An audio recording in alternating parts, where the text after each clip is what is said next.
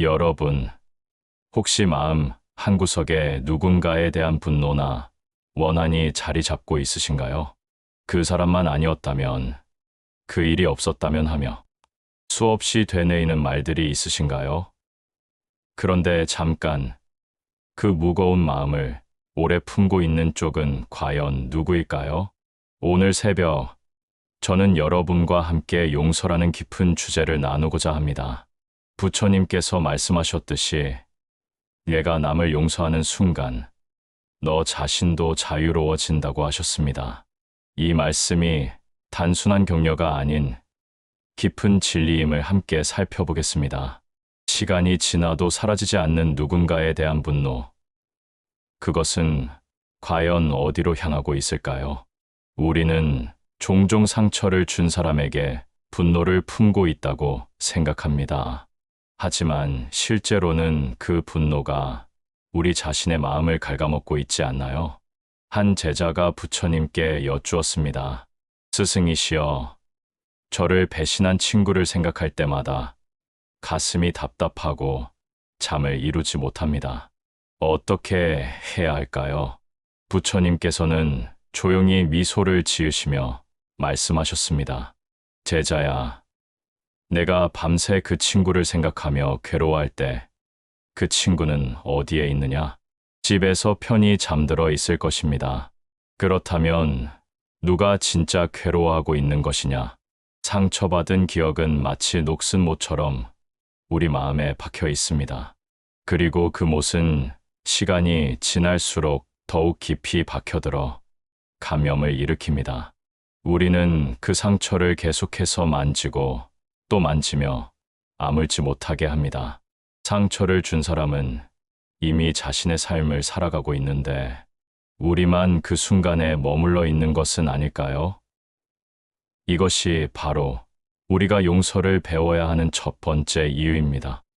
용서란 과연 잘못을 없던 일로 만드는 것일까요? 많은 분들이 이런 오해를 하고 계십니다. 용서한다는 것은 상대방의 잘못을 인정하지 않는다는 뜻이라고 생각하시는 것이지요. 하지만 부처님께서 말씀하신 용서는 전혀 다른 의미입니다. 용서는 그 사람의 행위를 잊는 것이 아니라 그 사람을 미워하는 마음에서 자유로워지는 것입니다. 강물을 보십시오. 강물은 더러운 것이 흘러들어와도 그것을 품고 흘러갑니다. 하지만 그 더러운 것에 매달려 머물러 있지는 않습니다. 강물은 계속해서 흘러가며 맑은 물로 자정작용을 합니다. 우리의 마음도 마찬가지입니다. 상처를 준 사람의 행위는 분명히 있었던 일입니다. 하지만 그 일에 대한 분노와 원한을 계속 품고 있을 필요는 없습니다. 그것을 놓아주는 것이 바로 용서입니다. 부처님의 자비심은 바로 이 지점에서 시작됩니다. 그분은 중생들의 무명을 이해하려는 마음에서 자비를 베푸셨습니다. 어리석음으로 인해 고통받는 존재들을 불쌍히 여기신 것입니다. 스승님, 정말로 그 사람을 용서할 수 있어야 합니까? 어느 날, 한 제자가 부처님께 이런 질문을 드렸습니다. 스승이시여, 저에게 씻을 수 없는 상처를 준 사람이 있습니다. 정말로 그 사람을 용서할 수 있어야 합니까? 부처님께서는 잠시 침묵하시더니 이렇게 답하셨습니다. 제자야, 불에 달궈진 숯덩이를 누군가에게 던지기 위해 움켜쥐면 가장 먼저 되는 것은 누구의 손이냐? 제 손입니다, 스승님. 그렇다. 분노와 원한은 그 숯덩이와 같다. 남을 해치려는 마음으로 그것을 움켜쥐고 있으면 가장 먼저 타는 것은 자신의 손이다. 이 비유 속에는 깊은 지혜가 담겨 있습니다.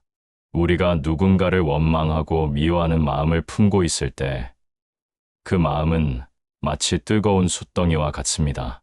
그것을 계속 움켜쥐고 있으면 우리 자신만 화상을 입을 뿐입니다. 분노는 독이 든 화살과 같습니다. 그 화살을 쏘기 위해 손에 들고 있으면 독이 우리 손을 통해 온몸으로 퍼져나갑니다. 화살을 쏜다 해도 상대방이 맞을지는 알 수 없지만 독은 확실히 우리 자신을 해칩니다. 그렇기 때문에 부처님께서는 분노를 놓으라고 하신 것입니다. 그것은 상대방을 위한 것이 아니라 바로 우리 자신을 위한 것입니다. 그런데 우리는 왜 분노를 그렇게 쉽게 놓지 못할까요? 그 이유 중 하나는 분노가 종종 정당함이라는 가면을 쓰고 있기 때문입니다. 그는 잘못했고 나는 피해자다라고 믿는 한 우리는 용서할 수 없습니다. 물론 잘못이 있었을 수도 있고 우리가 피해를 당했을 수도 있습니다. 하지만 그 사실에 너무 매달리면 우리는 그 순간에 영원히 갇혀 있게 됩니다. 부처님께서는 이런 말씀을 하셨습니다. 옳고 그름에 대한 집착이 클수록 마음의 평화는 멀어진다. 분노는 참으로 교묘합니다. 그것은 우리에게 힘을 주는 것처럼 느껴지게 만듭니다. 분노할 때 우리는 마치 강해진 것 같은 착각을 합니다. 하지만 그것은 진정한 힘이 아닙니다. 오히려 우리를 약하게 만드는 독과 같은 것입니다. 한 농부가 있었습니다. 그의 밭에 누군가가 돌을 던져 농작물을 망쳤습니다. 농부는 분노했습니다. 그리고 그 돌을 주워 품고 다니며 범인을 찾겠다고 다짐했습니다. 하지만 그 무거운 돌을 계속 들고 다니는 것은 농부 자신이었습니다. 지혜로운 사람은 그 돌을 내려놓고 다시 농사를 지었습니다. 그가 돌을 내려놓는다고 해서 그 행위가 옳다고 인정하는 것은 아닙니다. 다만 그 무거운 짐을 더 이상 지고 다니지 않겠다고 결심한 것입니다. 때로는 복수심이 우리를 유혹합니다. 그 사람을 벌주고 싶은 마음, 그 사람이 고통받기를 바라는 마음이 들 때가 있습니다. 하지만 이런 마음이 우리를 더 깊은 어둠에 가두고 있지는 않을까요? 부처님께서는 복수를 권하지 않으셨습니다.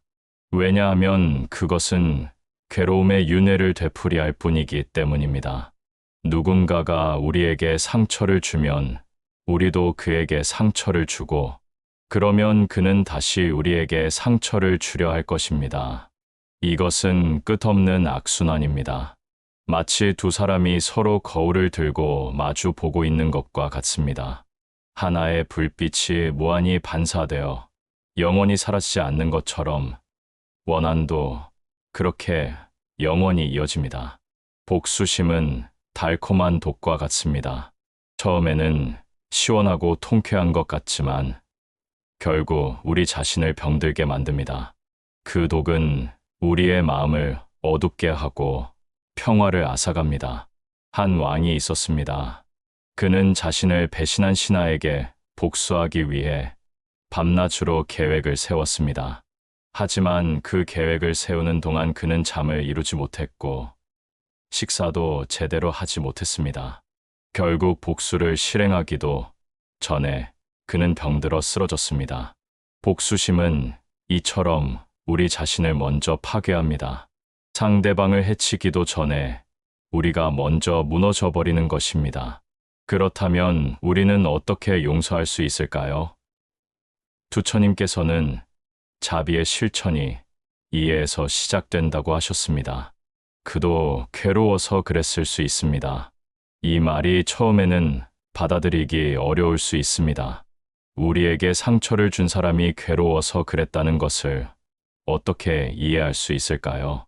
하지만 부처님께서는 모든 악행은 무명에서 비롯된다고 하셨습니다. 무명이란 진리를 알지 못하는 어리석음입니다. 사람들이 남에게 상처를 주는 것은 그들이 진정한 행복이 무엇인지 알지 못하기 때문입니다. 한 아이가 꽃을 꺾어버렸다면 우리는 그 아이를 미워하기보다는 꽃의 아름다움을 알지 못하는 것을 안타까워할 것입니다. 마찬가지로 남에게 상처를 주는 사람들도 진정한 행복을 알지 못하는 불쌍한 존재들입니다.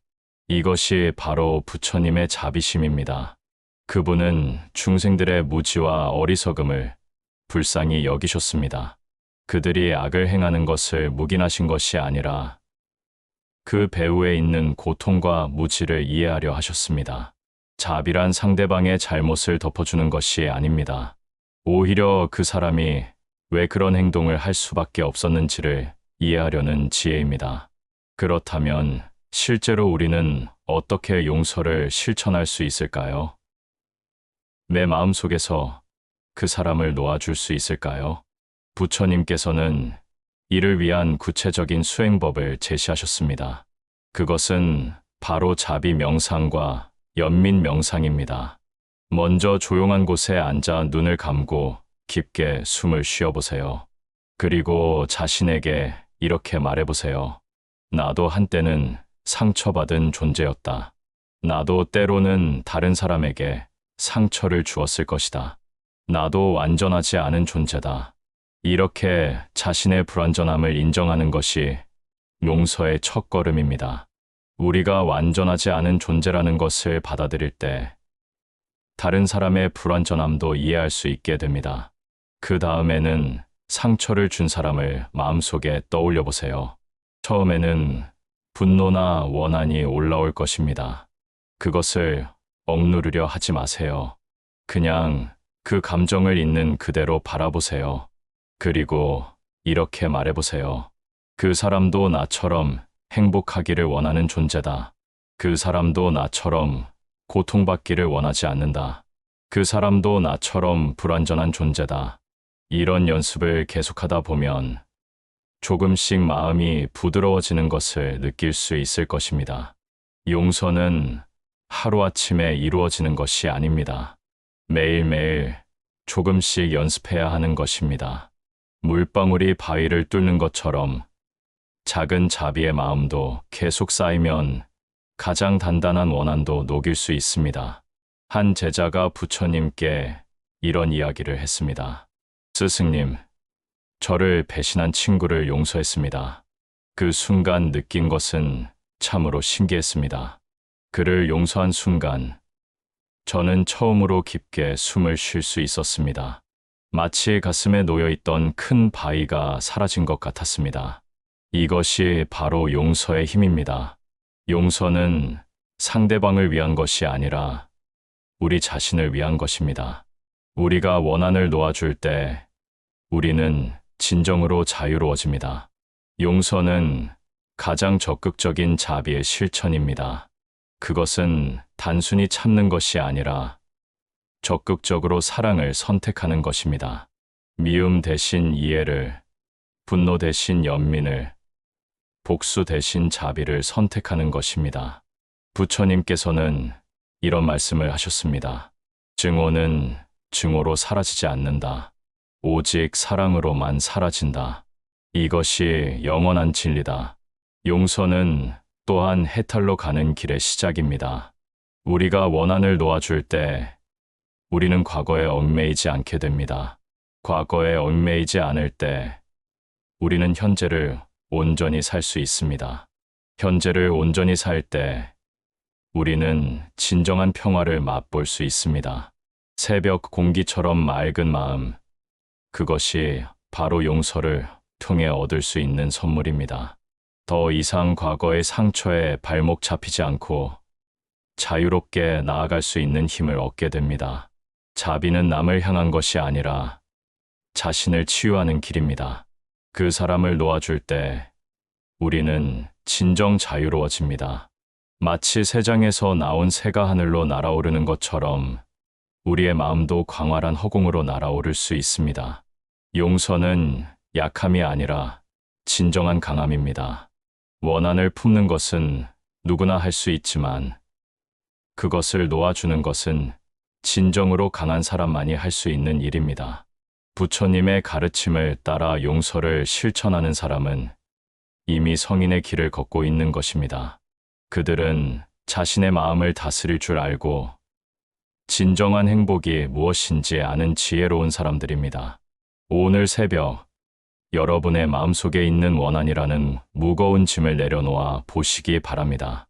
그 짐을 내려놓는 순간 여러분은 새로운 하루를 맞이할 준비가 될 것입니다.